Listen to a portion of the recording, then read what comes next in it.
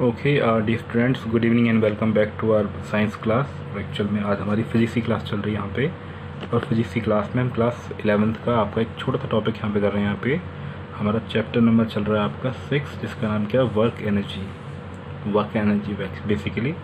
तो आज का हमारा टॉपिक है the work energy theorem for the variable force, यानी कि इससे पहले हमने पढ़ चुके हैं ऑलरेडी।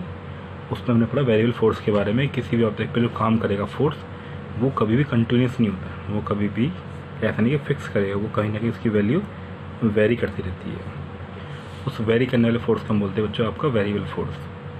तो आप उसी कॉन्सेप्ट को हम यहाँ पे इंट्रोड्यूस कर रहे हैं वर्क एनर्जी थ्योरम में।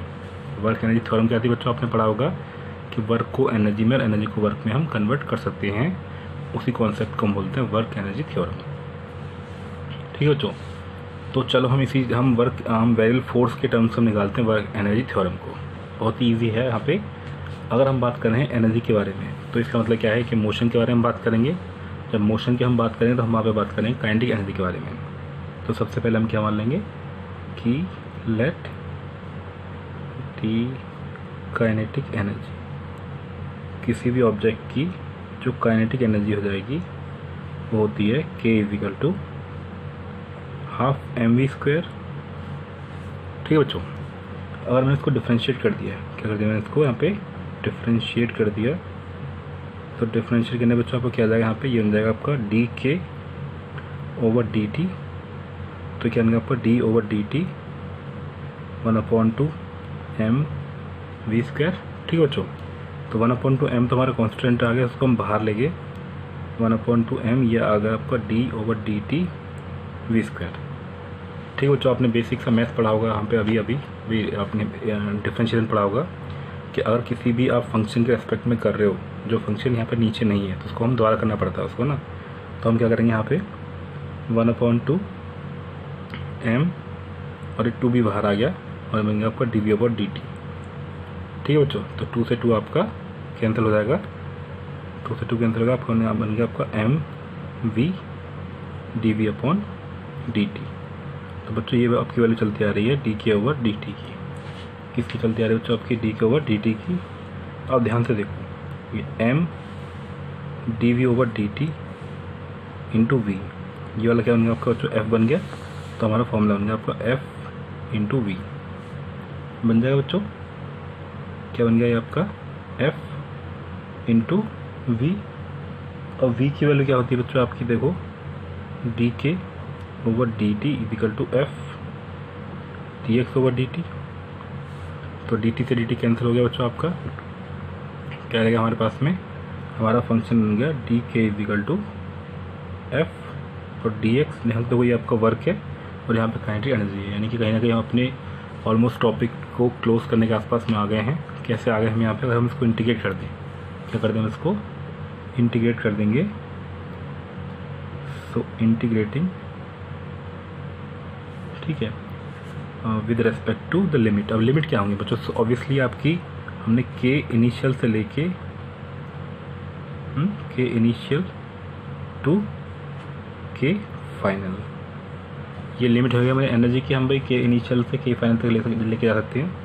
तो ये हमारा हो गया के इनिशियल से के फाइनल, और डी के यहाँ पे क्या हो जाएगा बच्चों, आपका डिस्प्लेसमेंट आपका x1 है, डिस्प्लेसमेंट कितना है आपका x2, यानी कि यहाँ तक हम इसको उस ऑब्जेक्ट को मूव करा रहे हैं कि एक वेरिएबल फोर्स से, उस ऑब्जेक्ट को मूव करा रहे हैं किससे, एक वेरिएबल फोर्स से। तो बच्चों हमारा फॉर्मूला क्या बन जाएगा आपका kf - ki इक्वल टू क्या बन जाएगा बच्चों, आपका पूरा का पूरा ये बन जाएगा।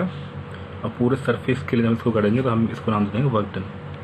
तो ये क्या हमारा हो जाएगा बच्चों आपका W। ठीक है, तो दिस इज, अगर हम यहाँ पे ध्यान से देखें तो दिस इज द प्रूफ ना, this is proof of work energy theorem. और बच्चों आई होप आपको इसमें आ गई होगी। ठीक है, अब इसका अंदर अगर हम बात करें, इससे सबसे बड़ा फ़ायदा हमें क्या होने वाला है कि इस थ्योरम का इस्तेमाल हमें दिख रहा है, हमें काइनेटिक एनर्जी भी है हमारे पास में और हमारे पास वर्क डन भी है। और ये सब कुछ किसके लिए आपका वेरिएबल फोर्स के लिए आ रहा है। तो जो हमारी डेली लाइफ की बहुत सारी प्रॉब्लम्स होती हैं जिसमें आपका फोर्स रियल मतलब कंसिस्टेंट नहीं होता, पूरा नहीं होता, तो वहाँ पर हम इसकी वैल्यू को पुट कर सकते हैं। और आप ध्यान से देखो तो ये कहीं ना कहीं आपका सेकंड लॉ को भी ड्राइव कर रहा है। आप देखो अपने ऊपर सेकंड लॉ को भी यूज़ करा हुआ है, F = ma वाले को ही, ठीक है। तो और ठीक है, तो बात समझ आ गई मेरे हिसाब से, कोई दिक्कत नहीं आएगी क्योंकि यहाँ पे हमने इंटीग्रेशन का इस्तेमाल किया हुआ है। तो इंटीग्रेशन जो होती है वो आपका इस पूरे जो कॉन्सेप्ट है उसको बहुत आसानी से, मतलब आपको वर्क निकालना होगा या आपको वेरिएबल फोर्स निकालना होगा, फोर्स की हेल्प से आप वर्क को निकाल सकते हो, ठीक है।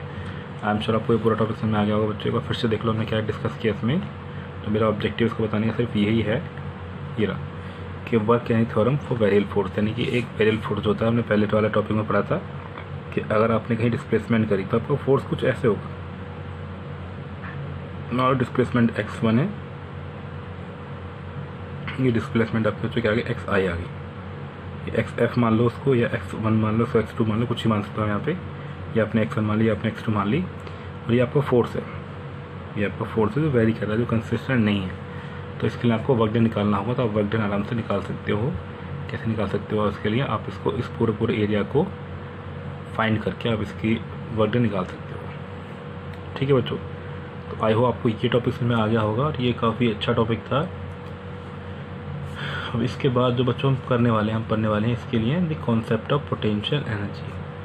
थोड़ा सा उसके बारे में आपको बताया था यहाँ पे कि एक्चुअल में पोटेंशियल एनर्जी होती क्या है। कि देखो पोटेंशियल का मतलब क्या होता है यहाँ पे, चलो बच्चों मैं यहाँ पे बताता हूँ आपको पोटेंशियल एनर्जी के बारे में। जैसे देखो पोटेंशियल एनर्जी जो होती है एक्चुअल में क्या कहलाती है, किसी भी ऑब्जेक्ट की स्पेशल कॉन्फ़िगरेशन की वजह से ना, अगर उसकी स्पेशल कॉन्फ़िगरेशन है, स्पेशल कॉन्फ़िगरेशन या फिर उसकी स्पेशल पोजीशन, तो स्पेशल कॉन्फ़िगरेशन मतलब क्या, जैसे स्प्रिंग है, स्प्रिंग को आप दबा दोगे, स्प्रिंग को आपने दबा दिया तो दबाने से क्या होगा, उसके अंदर आपका एक रिस्टोरिंग फोर्स काम करेगा। क्या काम करेगा, उसको दबाने के बाद में एक रिस्टोरिंग फोर्स काम करेगा, उसको वापस लेके जाएगा। तो उसको हम बोलते हैं आपका स्पेशल कॉन्फ़िगरेशन। और पोजीशन क्या होती है, जैसे आपका एक ऑब्जेक्ट है, आपने उस ऑब्जेक्ट को किसी हाइट पे छोड़ दिया, यहाँ पे h हाइट पे छोड़ दिया, तो h हाइट से नीचे आने के लिए क्या करना पड़ेगा बच्चों, उसको कुछ एनर्जी यूज़ करनी पड़ेगी और उस h हाइट तक पहुँचाने में जो वर्क लगा हुआ वो उसके अंदर स्टोर हो जाएगा पोटेंशियल एनर्जी के फॉर्म में। तो पोटेंशियल एनर्जी कैसे, क्या कह सकते हैं पोटेंशियल एनर्जी के बारे में, the energy possessed by the body,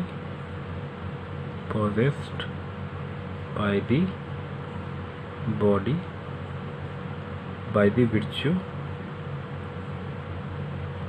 of special configuration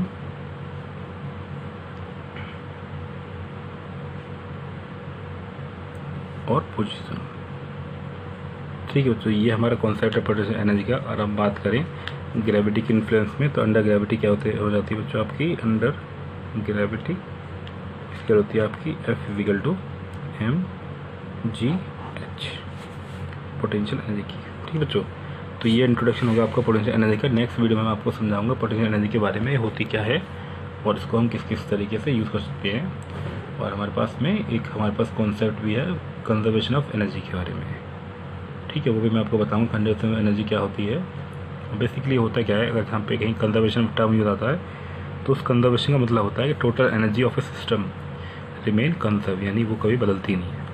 तो ये कॉन्सेप्ट भी आपको यही बता रही है, किसी भी एक सिस्टम के अंदर टोटल एनर्जी जो होती है वो हमेशा कांस्टेंट रहती है। आई एम श्योर बच्चों को समझ आ गया होगा, और अगर समझ आ गया हो तो thank you so much for watching this video. Don't forget to like, share and subscribe the channel, and also please press the bell icon. Okay बच्चों, enjoy your day and bye bye for now.